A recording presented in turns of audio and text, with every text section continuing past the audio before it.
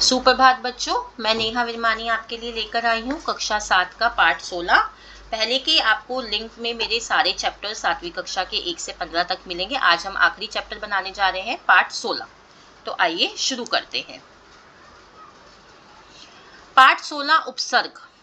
अब संस्कृत के कुछ ऐसे पद जिनका स्वतंत्र रूप से कोई अर्थ नहीं होता तथा जिन्हें शब्दों या धातुओं से पहले लगाने पर एक नए अर्थ का बोध होता है। इसका मतलब है कि उपसर्ग जो होते हैं उनका अपना कोई अर्थ नहीं होता। जब हम उन्हें धातुओं से पहले लगा देते हैं तो एक नए अर्थ का बोध होता है, उन्हें हम क्या कहते हैं? उपसर्ग। जैसा कि अभी हम देखेंगे। अब देखिए, आपको जैसे यहाँ पे दिए हुए हैं उन्होंने, जैसे गम देखो, गम का होता है जाना, गम धातु का मतलब होता है जाना। अब आ उपसर्ग लग जाता है तो वो आना बन जाता है, अनु लग जाता है तो पीछे जाना लग जाता है, निर लग जाता है तो निकलना बन जाता है, अव लग जाता है तो जानना बन जाता है। अब आप देख रहे हैं जब उसमें उपसर्ग लगे तो सब हर वर्ड में डिफरेंट उपसर्ग लगा हुआ है, अलग अलग उपसर्ग हैं तो अलग अलग मीनिंग निकल के आ रहा है। अब हम सेंटेंसेस के थ्रू इसको समझते हैं। बालकः गृहं गच्छति, बालक घर जाता है। विनयः विद्यालयात् गृहं आगच्छति। अब देखिए, आगच्छति में आ उपसर्ग लग गया तो क्या बन गया? विनय विद्यालय से घर आता है। सीता रामम अनुगच्छति, सीता राम के अनु लग गया तो क्या हो गया? पीछे जाती है। गंगा हिमालयात् निर्गच्छति, अब निर लग गया तो गंगा हिमालय से निकलती है। सुरेंद्र इदम विषयम अवगच्छति, अब अव लग गया तो सुरेंद्र इस विषय को जानता है। अब आपने देखा गम धातु है सब में, सारे वर्ड्स में देखिए, गच्छति, आगच्छति, अनुगच्छति, निर्गच्छति, अवगच्छति, सब में गम धातु है, लेकिन उपसर्ग अलग अलग लगने से हर शब्द का मीनिंग अलग निकल कर आ रहा है। जैसे कि अब भू धातु से हम सीखेंगे। भू का मतलब होता है होना, जब उसमें अनु लग जाता है तो बन जाता है अनुभव करना। जब उद लगता है तो होता है उत्पन्न होना। जब अभी लग जाता है तो तिरस्कार करना। आविर लग जाता है तो प्रकट करना। अब आइए इनको वाक्य के थ्रू समझते हैं। इदानीम तत्र किम भवति, इस समय वहां क्या होता है। भव मतलब होना होता है तो भवति हो गया होता है। रमा सुखम अनुभवति, रमा सुख का अनुभव करती है।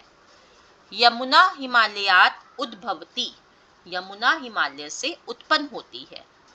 रमेशा सेवकम अभिभवति, रमेश सेवक का अपमान करता है। अपमान और तिरस्कार सेम बात होती है। देव स्वयं आविर्भवति, देव अपने आप प्रकट होते हैं। अब देखो, अब ये आप शब्द देखिए सारे, भवति, अनुभवति, उद्भवति, अभिभवति, आविर्भवति, सब में भू धातु है, लेकिन जब हमने उनमें अलग अलग उपसर्ग लगाया तो सबका जो मतलब है वो अलग निकल कर आया। अब जैसे क्री धातु, क्री धातु का मतलब क्या होता है? करना। जब अप उपसर्ग लग जाता है तो अपकार करना, अनु लग जाता है तो नकल करना, उप लग जाता है तो उपकार करना, अधि लग जाता है तो अधिकार करना। जैसे राम शोभनम कार्य करोति, राम अच्छा काम करता है। दुष्ट जनान अपकरोति, दुष्ट लोगों का अपकार करता है। वानर बालकान अनुकरोति, बंदर बच्चों की नकल करता है। सज्जना जनान उपकरोति, सज्जन लोगों का उपकार करता है। नृप राज्यम अधिकरोति, राज्य राज्य पर अधिकार करता है, राजा राज्य पर अधिकार करता है। अब देखो, करोति, अपकरोति, अनुकरोति, उपकरोति, अधिकरोति, इनमें सब में क्री धातु है, लेकिन सब में उपसर्ग अलग लगा हुआ है तो सबका अलग मतलब निकल रहा है। तो ये हमने उपसर्ग के आज के चैप्टर में पढ़ा। ये हमारा हिंदी अनुवाद था। अब हम बढ़ रहे हैं अभ्यास कार्य की ओर, जिसमें आप और उपसर्ग के बारे में सीखेंगे। प्रश्न 1, स्थूलानी क्रियापदानी शुद्धानी कुरुत, स्थूल क्रियापदों को शुद्ध कीजिए। अब यहाँ पे आपने कर्ता के अकॉर्डिंग करना है। आप कर्ता को देखेंगे कि कर्ता एक वचन में है, द्विवचन में है या बहुवचन में है, उसी अकॉर्डिंग आप लगाएंगे।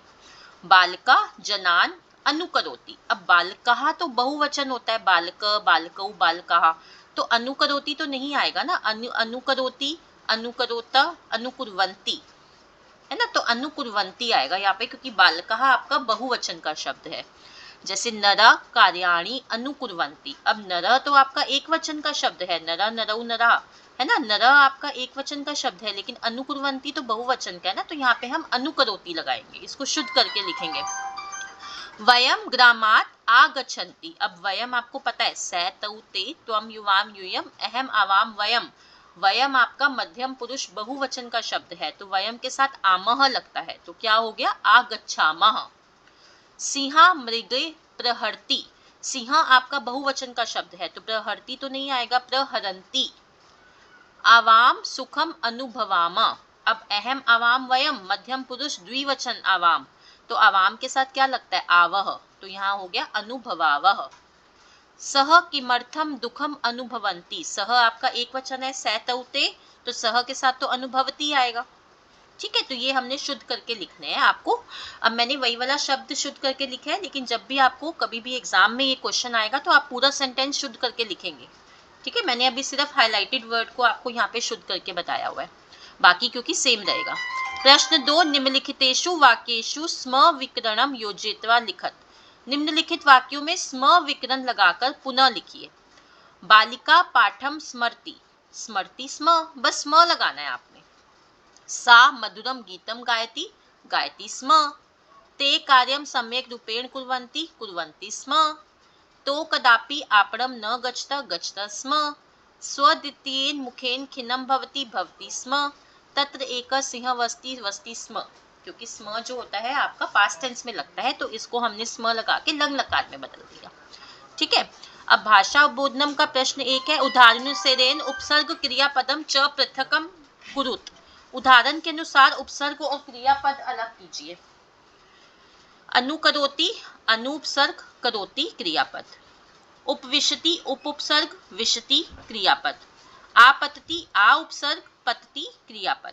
आगच्छति आ उपसर्ग, गच्छति क्रियापद। उद्भवति उत उपसर्ग और भवति क्रियापद। अनुसरति अनुपसर्ग, सरति क्रियापद। उपकरोति उप उपसर्ग, करोति क्रियापद। निर्गच्छति निरुपसर्ग और गच्छति क्रियापद। तो ये था आपका प्रश्न 1।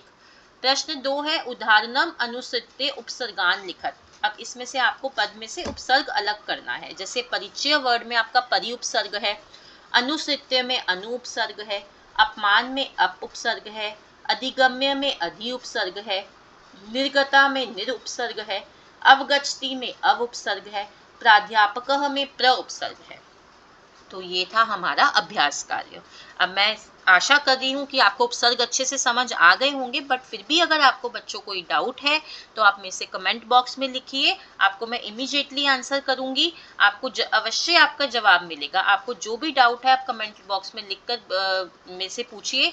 और प्लीज़ मैं आपसे एक रिक्वेस्ट करती हूँ कि वीडियो पूरा देखिए कीजिए, प्लीज़ स्क्रीनशॉट मत लीजिए, बीच में मत छोड़िए, नहीं तो आपको चैप्टर समझ नहीं आएगा।